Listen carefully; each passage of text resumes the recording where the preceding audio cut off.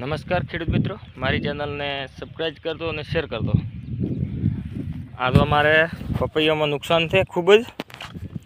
આ તો આ પપૈયા વાવાઝોડાના કારણે છે નુકસાન। આ બધું વાવાઝોડાના કારણે નુકસાન છે। તો અમુક રોપા અહીંથી રહ્યા છે, વરે આ તો આ રોપા જતા રહ્યા છે। આ તો હાલના વાવાઝોડાના કારણે રોપા અમારે 40% તો જતા રહ્યા છે હાવ થડોમાંથી, અને 10% એવા ભાગી ગયા છે। તો આ બધા આ રોપા અહીંથી જતા રહ્યા છે બધા। તો આ ખાલી થઈ ગયો છે ભાગા પાછળ તો હાવ, જેમ પાણીનું ભરાણું હતું પણ પાણી તો કાઢી નાખ્યું હતું, છતાં પણ રોપા જતા રહ્યા છે। આ તો આવા રોપા જતા રહ્યા છે, મોટા મોટા રોપા ગયા છે। પાછું ટોટલ કમ્પ્લીટ ફ્લાવરિંગ ચાલુ થઈ ગયેલું હતું।